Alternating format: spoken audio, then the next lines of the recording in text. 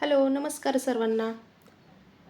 तर आखाड आहे आता. आखाड म्हटलं की कोणाच्याही घरी काहीतरी स्पेशल असणारच आहे सर्वांच्या.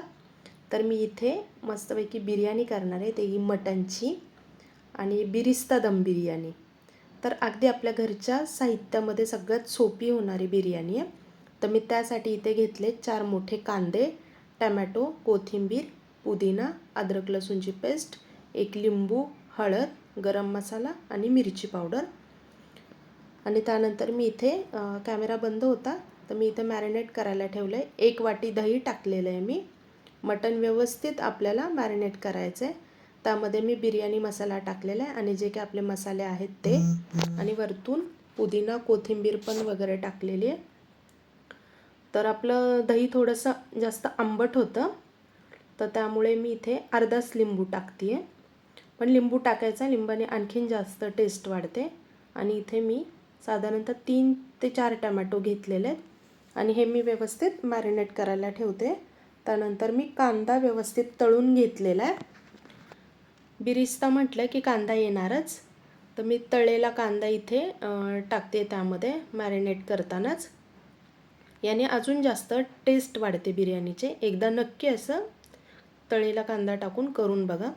आता मी इथे बासमती तांदूळ 1 तासभर मी भिजत ठेवलेला, तर तो आपल्याला आता एक 70 ते 80% शिजवून घ्यायचा आहे.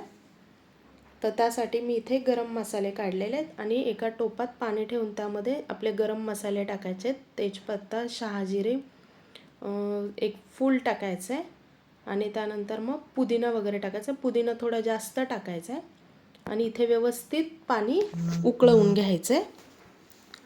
थोडंसं पाण्याला उकळी आली की जे आपला तांदूळ भिजवत ठेवलेला तो तांदूळ याच्यामध्ये टाकायचा आहे आणि व्यवस्थित त्याला हलवून घ्यायचं. जास्त हलवायचं नाही आहे, कारण तांदळाचे तुकडे होण्याची शक्यता असते, त्यामुळे जास्त नाही हलवायचं आहे. पण मोठं पातेलं वगैरे घ्यायचं आहे की जेणेकरून आपला तांदूळ मस्त मोकळा सळसळीत शिजला पाहिजे.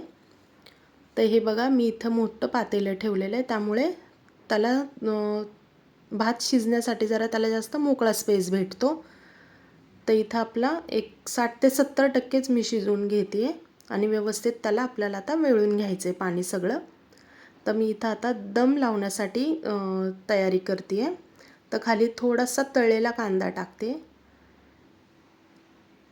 की तळलेला कांदा जर टाकला खाली व्यवस्थित तर अजून जास्त स्मेल छान येतो. आणि जे आपण मॅरिनेट करायला मटण ठेवलेलं ते यामध्ये आता टाकून घ्यायचं आहे.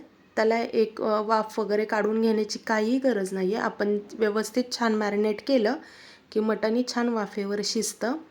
आणि एक मी 2 पळ्या व्यवस्थित तेल टाकून घेते की जेणेकरून आपली बिर्याणी सुकी नाही होणार आहे, व्यवस्थित होते. आणि जो इथे बासमती तांदूळ जो मी व्यवस्थित वेळून घेतला आहे त्यामध्ये अमूल बटर टाकायचं आहे की आपला आहे ना राईस तो चिकट नाही होणार आहे, व्यवस्थित मोकळा होतो. तर सगळा व्यवस्थित भात टाकून घेतला की त्यावरती मी अमूल बटर टाकलेले आणि तूप सोडलेले, त्याने मोकळा होतो व्यवस्थित छान. तर मी इथं थोडासा कांदा टाकते. कांद्याचा जरा लेअर थोडा जास्त दिला की अजून जास्त टेस्ट वाढते. आणि पुदिना आणि कोथिंबीर टाकते आहे. जो आपला खायचा कलर असतो तो मी थोडासा इथे टाकते आहे. जास्त नाही टाकायचा आहे, थोडा टाकायचा आहे नॉर्मली. आणि त्यानंतर मग परत आपल्याला जो उरलेला आपला कांदा वगैरे आहे तो जास्त टाकायचा आहे. कांदा थोडा जास्त प्रमाणातच टाका, कारण त्याने आणखीन जास्त टेस्ट पण वाढते छान. आणि बिरिस्ता म्हटलं की कांदा भरपूर येणारच. आता आपला लेअर लावून झालेला आहे. तर आता आपल्याला याला आहे ना दम देण्यासाठी ठेवायचं आहे.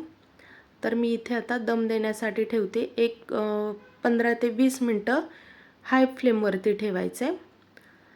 त्यानंतर मी इथे 15 ते 20 मिनटं हाय फ्लेमवर ठेवल्यानंतर खाली लोखंडी तवा ठेवलेला आहे आणि त्यावरती परत मी एक पाऊण तास एकदम बारीक गॅसवरती ठेवलेलं आहे. आणि त्यानंतर बघा, ही आपली मस्तपैकी मटण बिरिस्ता दम बिर्याणी तयार झालेली आहे. मटण अगदी व्यवस्थित छानपणे शिजलेलं आहे, चिकट वगैरे काहीच नाही. तर नक्की ट्राय करून बघा.